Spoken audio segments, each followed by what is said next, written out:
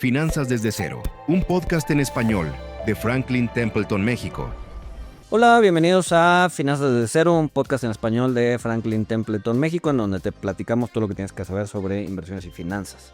Mi nombre es Luis González, soy codirector de inversiones para Franklin Templeton, México. Y por fin llegamos al final de temporada, ¿no? Este es el episodio número 20 de la primera temporada. Vamos a hablar de ETFs, como ya lo decía en episodios anteriores.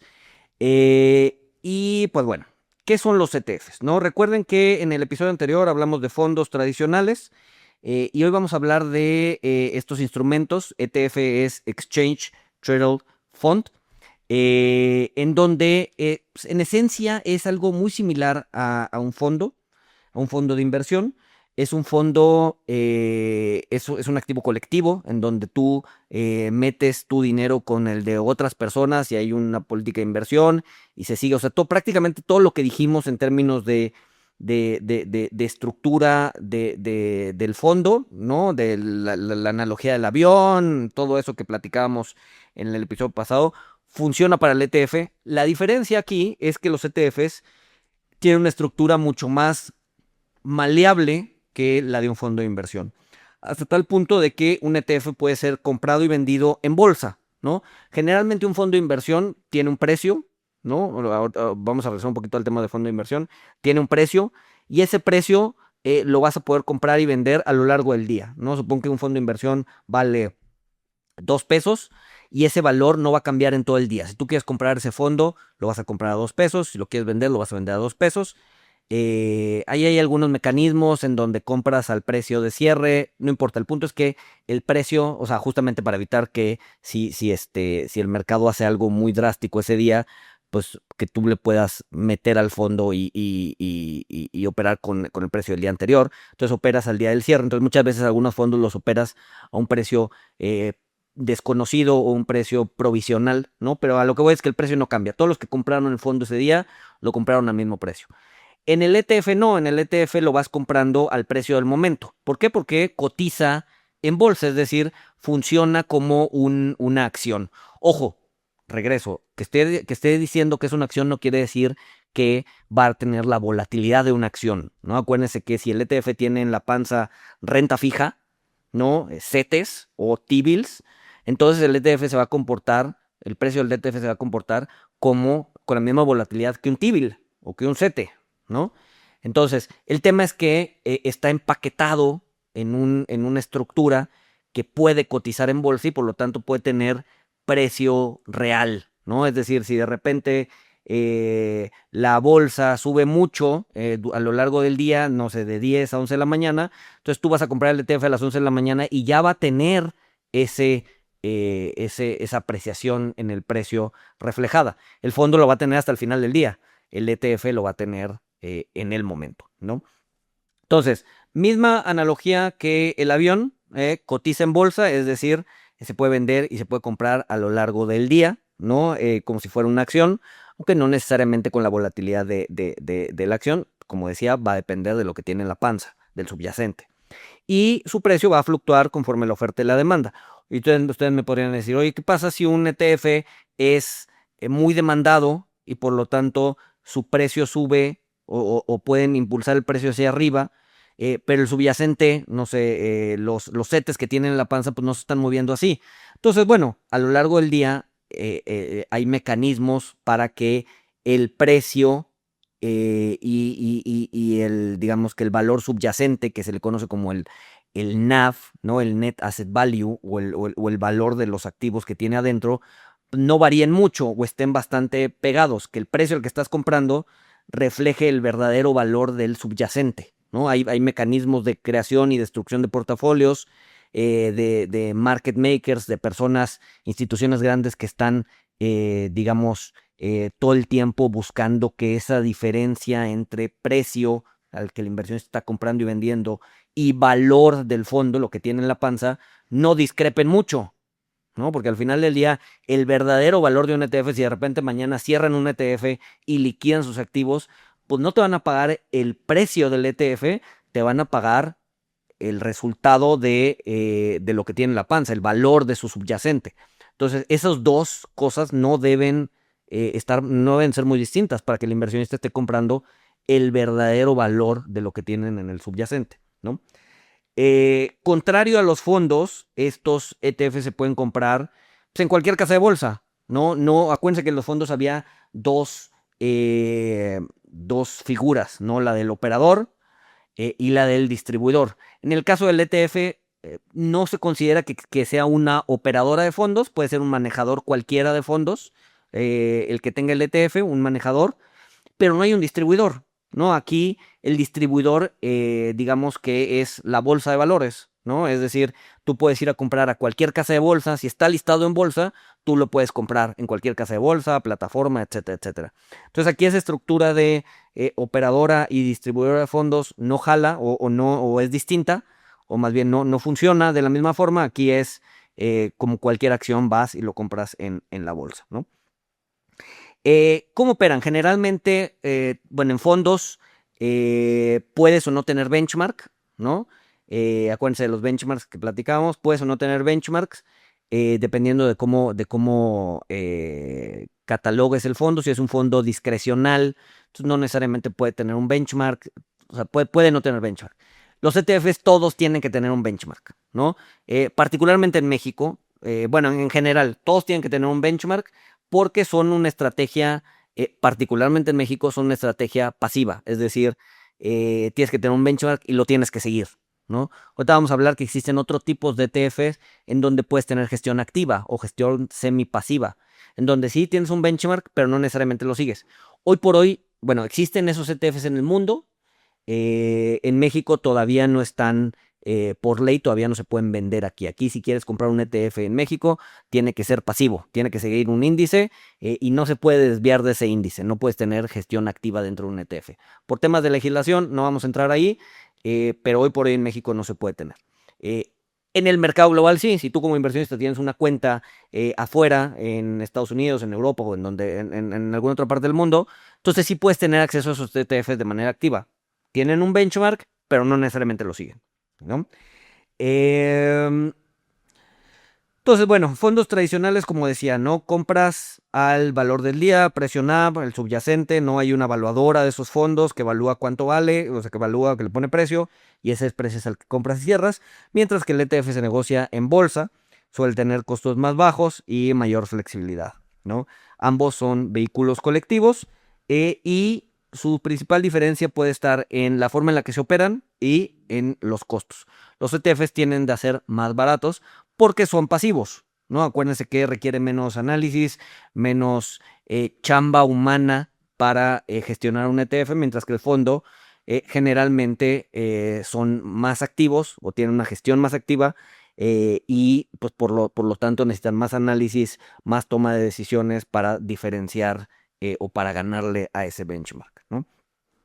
Como decía, los ETFs nacen como pasivos, pero también pueden ser vistos como activos, ¿no? Los primeros ETFs nacen para gestión pasiva, es decir, índices, índices, índices. Pero también puede haber activos y también, pues sí, puede haber también semipasivos, ¿no? ¿Qué tipo de ETFs hay? ¿No? Puedes hacer un ETF de prácticamente lo que sea. De hecho, al principio era común ver los índices y decir, a ver, quiero un ETF que replique este índice. No quiero un ETF que replique el S&P, quiero un ETF que replique este índice de CETES.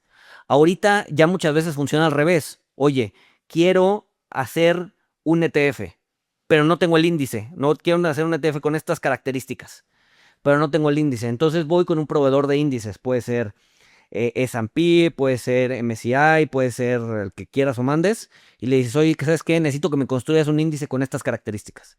Entonces ya, obviamente, ellos te cobran por construir el índice, por darle mantenimiento al índice. Y ya que tienes el índice, entonces creas el ETF para que siga ese índice. Entonces, prácticamente puede haber de lo que tú quieras, ¿no? Desde lo más obvio, como puede ser el S&P 500, como puede ser un ETF de sectores, como puede ser un ETF de temático, ¿no? De inteligencia artificial. Entonces, hazme un índice de empresas que tengan que ver con inteligencia artificial. Ya está ahí, ya tienes esas reglas, ok, ahora me creo el ETF que sigue ese índice. Entonces ya tengo al ETF y a su índice. Puede ser un ETF de bonos, puede ser un ETF de bonos internacionales, de acciones internacionales, de commodities, ¿no? Puede ser un ETF del oro, de la plata, puede ser un ETF de piedras preciosas, ¿no? En donde sea una mezcla de 20% el precio del diamante, el 20% el precio del rubí, el 20% el precio de lo que digas si quieras, ¿no? Prácticamente puede ser ETFs de lo que tú quieras, pasivos. Y activos y activos también, ¿no? O sea, ahí el índice pues, no es tan relevante, a ver si es un índice más de mercado, pero dado que no lo vas a seguir o dado que vas a tomar decisiones activas respecto al índice, pues puede ser también cualquier índice. En México, lo que sí puedes encontrar son ETFs de beta inteligente o de smart beta, en donde sí tienes un índice, pero también tienes reglas cuantitativas para mejorar el rendimiento y reducir el riesgo. Es decir, tienes tu índice y tomas ciertas decisiones cuantitativas, ¿no? Es decir, ya con ciertas reglas, con baja discrecionalidad, si no es que nula, respecto al índice. Entonces ya no estás siguiendo al índice al 100%, te estás desviando un poquito del índice, pero esa desviación está, uno, para mejorar el rendimiento y dos, para reducir el riesgo. Y generalmente se hace con reglas, ¿no? Una vez que ponen las reglas, entonces ya puedes tener tu ETF de Smart Beta, ¿no? Es decir, de beta inteligente, en donde sí, la mayoría del rendimiento viene de una estrategia pasiva, pero haces ciertas desviaciones de esa estrategia, de ese benchmark, para poder tener un mejor rendimiento o para bien acotar el riesgo. Entonces, ¿qué consideraciones tenemos que tener cuando invertimos en un ETF? Uno, el volumen, qué tanto se negocia al día, ¿no? Y por lo tanto, qué liquidez tiene. Generalmente, y esto es algo cuando hablamos de la liquidez, generalmente la liquidez de un ETF te lo da el mercado de origen, no el mercado en donde está cotizando. ¿Qué quiero decir con esto? Supón que tú en México vas a comprar un ETF que tiene en la panza el S&P 500, ¿no? Y lo vas a comprar a través de la Bolsa Mexicana y a través del Sistema Internacional de Cotizaciones, el SIC. Pero volteas a ver al SIC y dices, a ver, el ETF que quiero comprar, la verdad es que tiene una operación de 1,000 pesos cada 2 meses, ¿no? Oye, pues no está nada líquido, ¿no? O sea, ¿cuándo lo voy a poder sacar y vender? Es decir, en México solamente una persona lo compra una vez al mes, cada 2 meses, ¿no? Esa no es la liquidez del ETF, ¿no? La liquidez del ETF no te lo da el mercado de transacción, te lo da el mercado de origen. En realidad, la liquidez que estás obteniendo al comprar ese ETF, aunque en México no se tradee, aunque en México no se opere, es el mercado de origen, es el S&P. Entonces, en realidad es un ETF extremadamente líquido, aunque el SIC y la Bolsa Mexicana de Valores, por falta de apetito aquí en México, no demuestre que hay volumen de operación. En realidad, la liquidez viene del mercado de origen. Si el mercado de origen es líquido, el ETF es líquido.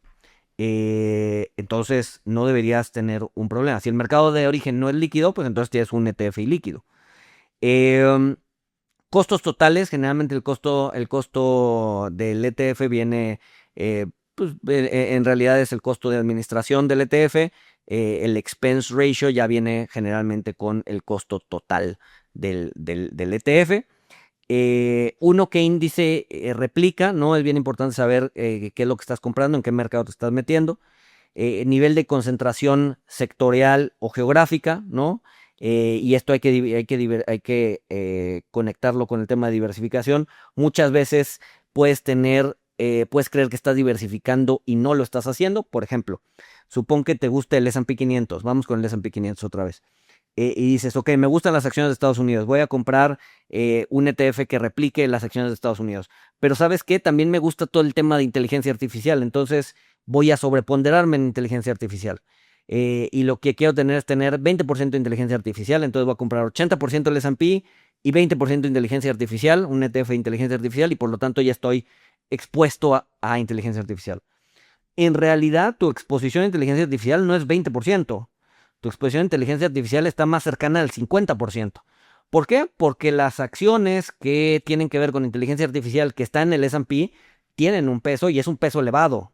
Entonces tienes que sumar ese 20-25% de ese peso del S&P en empresas de tecnología, más el ETF que compraste, y entonces ya tienes una exposición que probablemente sea más alta de lo que tú piensas y por lo tanto le esté pegando a tu diversificación. Entonces hay que tener también cuidado con los ETFs que compramos. Hay que siempre voltear a ver qué es lo que tienen en la panza para saber qué tipo de diversificación estamos teniendo, ¿no? Muchas veces solamente vemos el ETF del S&P y decimos, ya, pues ya está diversificado, son 500 acciones, ¿no? Pero en realidad el S&P, por ejemplo, en los últimos años se ha ido concentrando cada vez más. ¿Por qué? Porque las empresas de tecnología han estado subiendo de valor. Por lo tanto, el ETF del S&P se ha vuelto menos diversificado. Y si a eso le metes otra capa de tecnología, pues entonces terminas con un portafolio bastante concentrado en un solo sector, ¿no? Entonces hay que tener cuidado con ese tipo de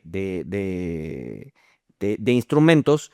Hay que siempre voltear a ver en qué están invirtiendo, en qué sector están invirtiendo y al momento de crear un portafolio, no tener doble conteo de exposiciones metiendo otros ETFs, ¿no? Y bueno, obviamente tiene que ser coherente con tu administración y tu perfil de inversión, así como los fondos de inversión, tiene que estar coherente con las políticas de inversión que tienes y tiene que hacer sentido con el perfilamiento, tu propio perfilamiento, ¿no?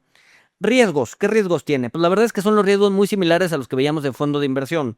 Son riesgos de mercado, van a tener volatilidad según dependiendo del activo que tiene en la panza, ¿no? El hecho de que cotice en bolsa, si en la panza tiene T-bills, pues se va a comportar como un T-bill. No esperen un ETF o una volatilidad ridícula, aunque cotice en bolsa, ¿no? Va a depender de lo que tiene en la panza. El subyacente te va a dar la idea de qué tanta volatilidad puede tener. Vas a tener riesgo de mercado, vas a tener riesgo de liquidez, sobre todo en ETFs muy especializados. Puedes tener riesgo de desviación, es decir, un ETF que se empiece o sea, que no esté bien construido y que se empiece a desviar del benchmark, podría tener un subdesempeño de ese benchmark. Respecto a ese benchmark. Obviamente también tienes riesgos humanos, riesgos computacionales, ¿no? Que alguien no haga bien su cálculo o que la computadora falle y entonces el ETF empieza a comportarse distinto al índice. Ha pasado, va a seguir pasando, son errores humanos que tienden a suceder, ¿no? Obviamente la idea, conforme la tecnología vaya avanzando, pues se van a ir acotando, pero siempre va a haber algún tipo de errores que se pueden convertir en riesgos en su momento, ¿no? De eso no nos salvamos absolutamente nadie en ningún tipo de vehículo que exista, ¿no? Eh, y bueno, un poco para cerrar es decir que un ETF no es mejor o peor que un fondo, ¿no? Sino son distintos. Generalmente, y estoy siendo muy simplista en lo que voy a decir, pero generalmente un ETF se utiliza más para estrategias pasivas, mientras que un fondo de inversión se utiliza más para estrategias activas. Y ojo, repito, estoy siendo muy simplista porque hay ETFs activos y hay fondos pasivos, ¿no? Entonces, o sea, te puedes encontrar los dos tipos de gestión en los dos tipos de instrumento, pero no para simplificación mental es mucho más fácil asociar un ETF con una estrategia pasiva y a un fondo de inversión con una estrategia activa. Entonces, no necesariamente uno es mejor que otro, no va a haber mercados, como decíamos en el capítulo 18, va a haber mercados en donde es mejor utilizar fondos de inversión o una estrategia activa y va a haber mercados en donde es mejor usar ETFs o una estrategia pasiva, ¿no? Y eso va a depender, como decía, del tipo de mercado y de la coyuntura, etcétera, etcétera. Entonces, uno no es mejor que otro. De hecho, te podría decir que son bastante combinables y saber utilizar estas dos herramientas te va a dar siempre una mejor relación retorno-rendimiento, ¿no? Lo importante, ojo, no es el vehículo, ¿no? El vehículo, a ver, bueno, sí es importante, pero más importante aún es el enfoque de ese vehículo. Si el vehículo, si la política de inversión de ese vehículo está alineada con tu propia política de inversión y por lo tanto con tu asignación, ¿no? O sea, comprar un ETF no implica que esté alineado a tu perfil de inversión. Tienes que alinear el ETF con el perfil de inversión que tienes y con la política de inversión que tienes y con los objetivos que tienes, ¿no? Ojo, el ETF también tiene su propia política de inversión y como decíamos en el capítulo anterior, esa política de inversión tiene que calzar, ya sea de manera total o de manera parcial, con tu política de inversión y entonces hacer ese asset allocation, ¿no? Es decir, voy a comprar todo mi dinero en ese ETF porque es prácticamente mi política de inversión lo que quiero hacer, o bien voy a comprar solamente una de manera parcial ese ETF, voy a comprar el 20% de mi portafolio en ese ETF porque resuelve ciertos problemas de mi política de inversión, ¿no? Entonces, ver qué es lo que tiene el ETF o el fondo de inversión es bien importante para llevar a cabo tu inversión, ¿no? Y pues bueno, con esto cerramos el bloque de ETFs, con eso cerramos la primera temporada. Nos vamos a tomar 6 semanas de vacaciones. Bueno, no van a ser vacaciones porque vamos a diseñar la segunda temporada, vamos a empezar a grabar la segunda temporada, va a haber algunos cambios interesantes en esta segunda temporada. Vamos a seguir saliendo los miércoles, pero bueno, nos vemos en 6 semanas. Sirve que en estas 6 semanas se pueden poner al corriente otra vez con todos los episodios. Acuérdense que la segunda temporada vamos a construir sobre la primera temporada, vamos a ver temas mucho más aplicados, vamos a ver temas ya mucho más claros y mucho más accionables respecto a lo que hemos estado viendo, más parecido a estos últimos 2 capítulos en donde ya podemos aterrizar lo que hemos estado viendo. Pero bueno, para eso faltan otras 6 semanas y nos vemos entonces. Mil gracias por escuchar, pónganse al corriente, recomiéndennos si les gustan, y si no les gustan, recomiéndennos a sus enemigos, ¿no? También eso es válido, pero el chiste es aumentar la cultura financiera y de inversiones en este país, que tanto hace falta. Nos vemos en 6 semanas. Saludos. Finanzas desde cero, un podcast en español de Franklin Templeton, México.